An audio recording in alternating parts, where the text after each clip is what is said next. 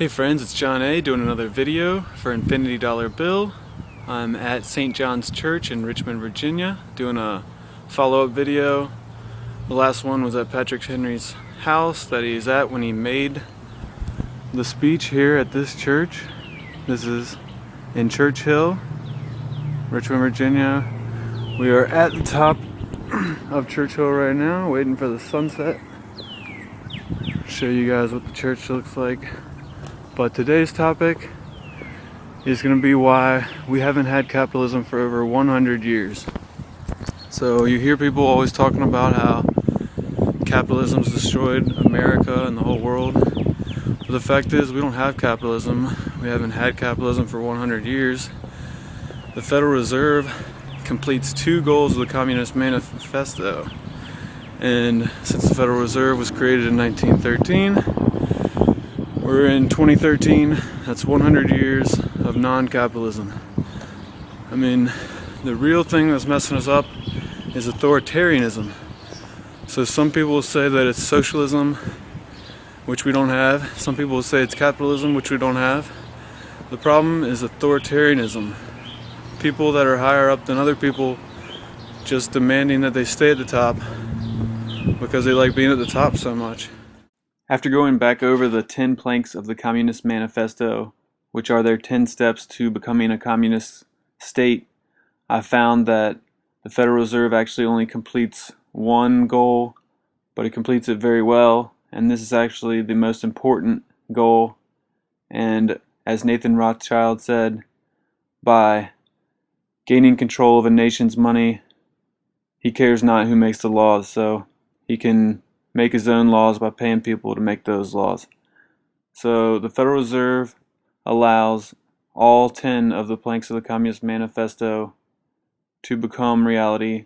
If you want to look up that, just search the planks of the manifesto. The other thing that they blame capitalism on, they say, oh, capitalists, they just take advantage of everybody and then they start a bunch of wars and take all their stuff. But no one ever said that the definition of capitalism was going to war against everybody and killing people. So that's not capitalism, that's just war combined with greed. There's no capitalism involved there. Capitalism has to involve the other party being willing into the negotiation. In reality, there's never really been capitalism. There's always been some tyrannical state set up, even when people were nearly animals. This is inside the church, either at the middle spot or the right is where Patrick Henry actually made his speech. What makes people think that we do have capitalism? Like, there's government workers which spend their time just regulating everybody which way up and down. That's not part of capitalism. In a capitalist country, everyone would just be able to trade with each other, and it would be up to the buyer whether they thought the goods were good. Well, it wouldn't be completely up to the buyer. In a pure capitalist country, companies will naturally be created for the sole purpose of proving that other companies are legitimate. Here we can see my Manta profile. There's also things like the Better Business Bureau. But then you may be asking, oh, does that make us a capitalist society? Well, we're semi-capitalist in a way, but the only reason these sites are developing is because the government is not performing its function well enough. By diving deeper into this, we can find that the reason the government's not performing its functions well enough is because it has too many functions to perform. The government was set up to protect citizens. Not really sure what else it's supposed to do, really, but every day we give it a new job to do. Really, the only reason that the American government has grown this big is because of the US dollar and OPEC scheme, which allows America to borrow $2 for every dollar of oil that a foreign country purchases. Some of these agencies are just complete contradictions, or they may be set up to protect the government against the citizens. Look in the Department of Treasury, they have Financial Crime Enforcement Network and Financial Management Service. Clearly those agencies aren't managed properly, or something's going on, because they are having some serious problems with their jobs right now.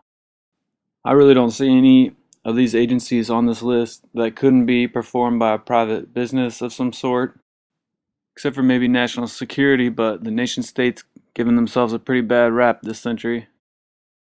Believe me, we don't have capitalism, and we don't have socialism either.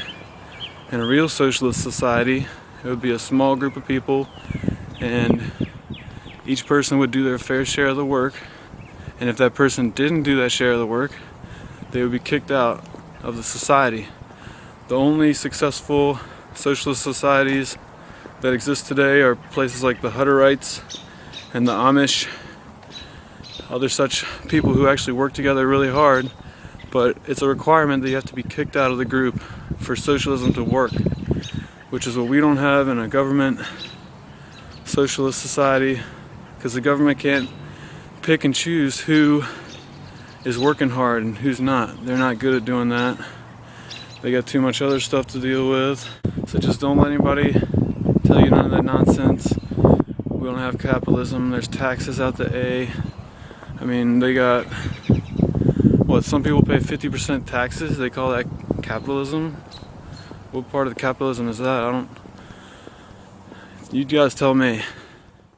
If you enjoyed this presentation, please take one moment to like, share, and subscribe. It really helps spread this information, and maybe this could give one of your sheep friends a fighting chance. You can find Infinity Dollar Bill at infinitydollarbill.com. As well, we have just joined $1 Trillion Media at $1trilliondollarmedia.com.